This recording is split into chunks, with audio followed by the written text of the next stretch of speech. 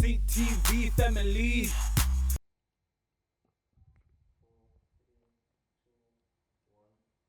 Of course, viewer discretion is advised. We're talking Black Lives Matters right through to the hour 5. You're still watching Excel Live. Holding the fort, Kim Blanche Ilama Moon, as well as Ubaliswa and Klantla. We're joined by Jamal, Jerome, Isabel, Rebecca, Leonard, Tembeka. And by you, of course, you can interact with us via social media. It is Excel_Live on Twitter. On YouTube, it's Excel on Cape Town TV. Touch base with us by calling 021 448 0448. So Leonard, I also understand that you are the South African ambassador for the International Youth Council. So I would like to know from you, what can the youth do? Because I've been seeing last Tuesday, it was hashtag Blackout Tuesday. Everybody was posting black squares. Maybe this is something that I guess young people or millennials feel like that's their form of protest. Is that helpful? And what can young people do to actively get involved? I think, like the biggest thing that we probably need to tackle is, how are we thinking as a generation today? Do we allow the rhetoric to triumph empirical evidence?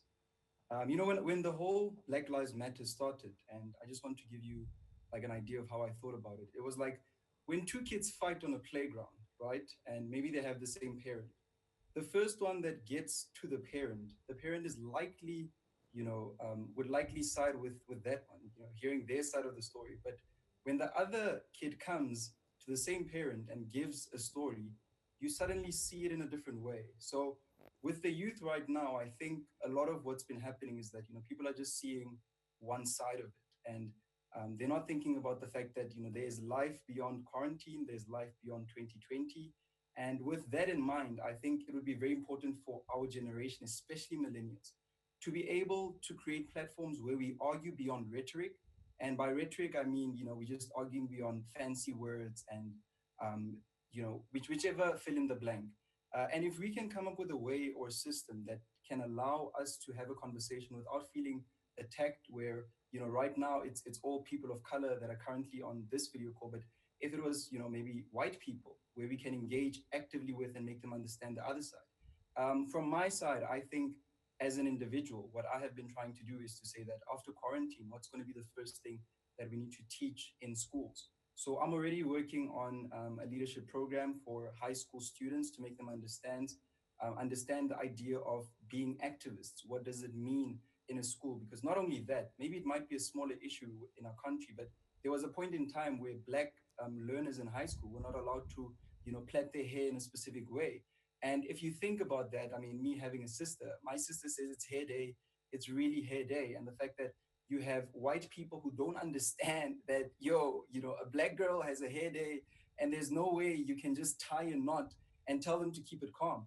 So I think my plan beyond this conversation is to say, hey, let's teach these kids how to become activists, how to challenge school policy, how to move the needle forward, how to challenge authority in a very respectable manner.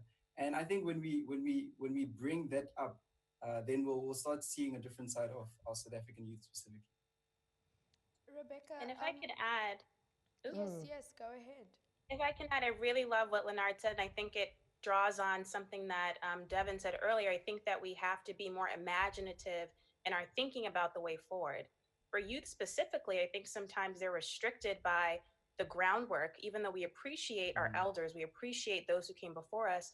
I think sometimes they are restricted in their thinking about the ways that we can move forward because of the strategies and the tactics that our elders have used and those who came before us. So I think being more imaginative in the way that we see our lives moving forward, I think is extremely important. So I love what Leonard shared there. I also really feel like I want to jump in here because I think another aspect of this that is perhaps more difficult to grapple with is that along with the activism that we're doing, I also think that what the situation has highlighted for a lot of people is that things need to change on a structural level. Things need to change in terms of, the role of businesses, for example. In the past few weeks, we've seen a lot of businesses showing solidarity. And, I saw one example just yesterday, Estee Lauder, for example, put out a nice black post saying we stand in solidarity against racism. And turns out that that company has funded something like $100,000 to the Trump campaign. And I think that a trend that is very prevalent in our generation as well is that as consumers, we want to be more conscious about what we support. We want to be more conscious about where our money goes. Because to think that Black Lives Matter is just a political issue or is just a racial or cultural issue is to look at this problem very narrowly. There are links between where money is going, there are links between where investment is going.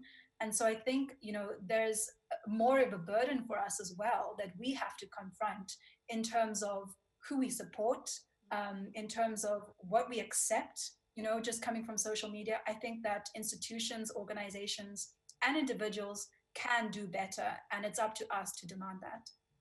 Thembeka, when we come back from an ad break, there's this talk of, a couple of black people are being murdered and the whole world is standing and they're causing a hoo-ha, whereas in South Africa, hundreds and hundreds of farmers are being killed and nobody says white lives matters. What are you saying about that? We'll be right back after this quick ad break.